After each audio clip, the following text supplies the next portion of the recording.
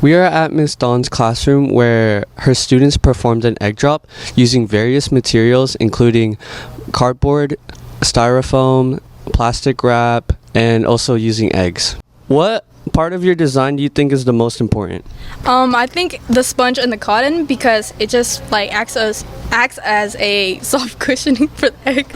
Students dropped their design down the bleachers and went to check afterwards if their eggs survived. Students were graded based on how many eggs survived, with all of their eggs surviving would get them an A, most of their eggs surviving getting a B, and anything else would be a C. Students also reflected on what went well with their design and how they can improve it, as not all of the eggs survived. Did your egg survive? And if not, why do you think it didn't survive? None of our eggs survived because I think our styrofoam, it was too hard. So Yeah, it broke the eggs. Really tight. If you had to rate your design out of 1 through 10, what would you rate it? I think I'd rate it like a 3. I give it a 6. Today, we interviewed a teacher asking where they wanted to get tattooed, and we interviewed some students asking what teachers do they want to tattoo. What teacher do you want to tattoo? I want to tattoo Mr. G. Why? I don't know. I think he'll be funny looking with the tattoo. I tattoo Mr. Miller because he's just one of my favorite teachers. Tattoo Mr. Mitchener because his bald head, I'll just tattoo the top of it. That's a good spot. Well, I heard that some of them are like flowers and hearts and things like that, and that's what I really like. But if there was anything that was like skulls or something, I would do those too. And what spots do you want to get tattooed? Well, I am prepared to wear my shorts and a tank top on the day that the teachers show up. So my legs and my arms would be the place to get me. Tattoo Your Teacher Day is next week. To purchase your tattoo, you have to purchase between April 13th and April 17th. Tattoos will be worn on April 22nd. Tattoo location options are your forearm, upper body, hands, shoulder, calf, face, and head. To purchase your tattoo, you can find them in the front quad between April 13th and April 17th. The VAPA Academy hosted the spring musical called The Little Mermaid, which took place before spring break. Here's what the cast and staff think about the show. Now that the show is over, how are you feeling? I'm feeling great. I think all of our cast members, all of our stage crew, including the pit, I think we all did an incredible job. I think for the most part we were fully prepared and we executed our tonight's show very well. How do you think the audience reacted to the musical? I think, honestly, I fell in love with my audiences, just being in the first scene and just looking at them. I just saw their faces light up and I think they all had great reactions. I noticed that they were laughing. I noticed that, some got emotional. Looking back from the first rehearsal to now, how have you grown as a performer or crew member? So this was actually my first musical experience, and I would say that, looking back at rehearsals, I kind of had no idea what was really going on or how I should navigate this experience quite well. But after our first show, I think for the most part, I've learned how to grow as an actor, how to grow as a singer, and how to prioritize what I love doing and to kind of just pay attention to what I really need to do and what I need to focus on and work on. I'm Anna and I am ensemble. I have a lot of roles, so I am diversities. I'm feeling great and grateful. I really feel so exciting for the next musical years. This is the second time I did musical, and this brings me a lot of experiment and a lot of fun. I would say it's no. I think they will go normal and usually do before, but I will expecting more fun and more exciting stuff coming. My name is Isabel. I'm an alumni that is helping as a stage manager for the show. Now that opening night is finished, how do you feel about the performance? I feel really happy. Seeing it all come together is just really exciting, and to see all the kids having fun. I feel really good about it. What moment in tonight's show made you the most proud of your students? without spoiling too much, one of the last scenes, just seeing them all come together and just do the ending with a bang was really exciting for me to see, and just makes me so proud of all the hard work that they've put into the show. Is there anyone else you like to shout out or thank for making this production possible? Well, as a stage manager, I just really would like to thank Mr. Gonzalez, Mr. Hugh, Mr. Miller, Mr. Tapia, and just for including me to be part of the team, Auntie Mel, our choreographer as well, letting me be part of this show, and just supporting the kids all the way through.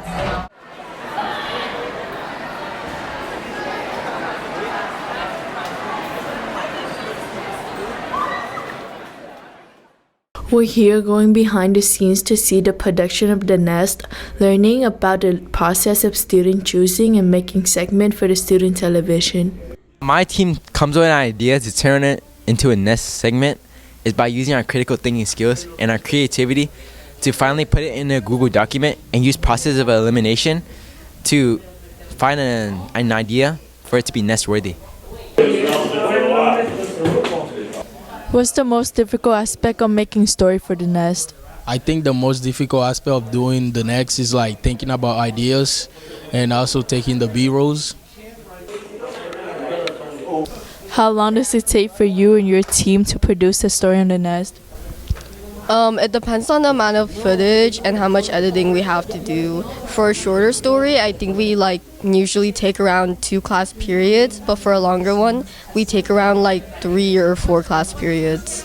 My favorite thing about being part of The Nest is able to learn new more things, learn how to edit video, learn how to use camera equipment and set them up, also get out of my comfort zone, and in general, it's just learn a lot new more things. I want to be in art, around art, creating art in the art world. Mr. Shy continues to stay in the art world. He inspires Hoover artists to be creative and passionate about art, utilizing many different mediums and materials. By challenging his students, he pushes them to use what they have learned. I always loved art when I was in high school, and what drew me to art was photography, and that's what really got me into the career of thinking that is something that I want to do for the rest of my life. I love when we work on a project and students learn something and it really sparks that creativity inside of them and they become passionate about what it is that they're doing, whether it's creating an artwork or just a certain method or a material. We paint, we use canvas paint, spray paint, a whole bunch of stuff. We work with a variety of media, watercolor, charcoal, clay, plaster, just to keep things fresh. I just want to always try to challenge them as much as I can. I think the most difficult project for me was probably doing, I'm going to say stencil, even though it was really fun, but it was really hard at the same time. I joined art class because I love drawing and it's always been there for me. My projects, I try to create new, innovative projects something they've never seen before. I feel like this class definitely challenges me because Mr. Shy just be throwing random projects at me, like the Cardinal coffee cart. That one kind of threw me off. I didn't really expect to be doing something like that, but we did a really good job. I would definitely recommend this class to other students because I feel like it just really gives you freedom to explore your art capabilities and stuff like that. So I would definitely 10 out of 10 recommend. We interviewed 4 students who run their own businesses, a photographer, a graphic designer, and 2 nail artists. Who or what inspired you to become a nail artist? Well, first, I was always interested in art and I would get videos on my For You page. So I just thought it was something I can do, and I had supportive people and friends around me, and I just kept practicing and it grew my account. What skills are you still working on to improve? I'm still working on more extravagant designs for the girls that love junk nails. I would tell future nail artists to not let fear scare them on making their own business. Everyone starts somewhere, everyone starts practicing. The more you practice and the more supportive people you have around you, your confidence in business will grow. What made you become a graphic designer? What made me become a graphic designer was I just saw it online and I thought it was something that I could do, and I was really interested in it from the start, seeing it online. My favorite part about being a graphic designer is being able to create an amazing project out of just a couple images and some editing. How did you first get into photography? Was there a specific moment or experience that sparked your interest? It was really just my family who like supported me throughout all my different like adventures. So their support really helped me through it. How do you deal with challenges like bad weather, low light, or unexpected circumstances during a shoot? You kind of just have to adapt and try different angles. Really, it's just control what you can. What would you tell other aspiring photographers who are too scared to start their own business? Really just to do it. I mean, people aren't gonna like your photos, but it's really just if you like it, and just grow as a person. How long did it take you before you felt confident in your skills? It took me about 4 years to actually like practice and actually start doing people's nails professionally. What would you tell other aspiring nail artists who are too scared to start their own business? I would tell them to just take a jump and just take a step and to just start doing what you love doing. Find a hobby that you love and then just step out from there, branch out from there.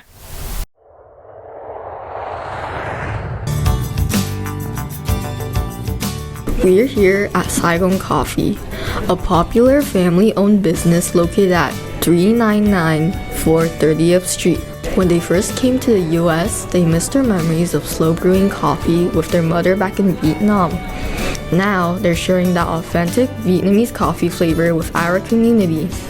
On weekdays, they open from 8 a.m. to 3 p.m. and on weekends, they open from 9 a.m. to 3 p.m.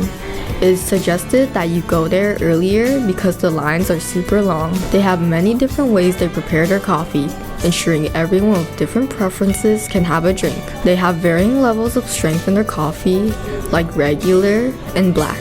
They offer iced coffee, specialty drinks, blended frappuccinos, and iced teas. Drinks cost $6 or $7 and they have a few add-ons that cost $1 each. This is the Hoover calendar for April 15th. The spring food fair is today. Tickets are sold during lunch at the finance office windows and tables at the North Quad. They are 50 cents per ticket. Tattoo a teacher. Select a temporary tattoo for a participating teacher and they'll wear it throughout the whole school day on April 22nd. The purchase dates are April 13th to April 17th. The pricing is $1 to $5 per tattoo and face tattoos are double the price. Driver's ed applications are due today. You must be 15 and a half to apply. There is a badminton game versus Madison Thursday, April 16th. 4 p.m. to 7 p.m. There is a badminton game versus Morse Friday, April 17th, 4:30 p.m. to 6 p.m. There is a baseball game versus Kearney Friday, April 17th, 4:05 p.m. to 6 p.m. There is a baseball game versus Canyon Hills Monday, April 20th, 4 p.m. to 6 p.m. There is a volleyball game Wednesday, April 15th, 6 p.m. to 8:15 p.m. versus Kearney Friday, April 17th against Crawford, 4:30 p.m. to 6:30 p.m.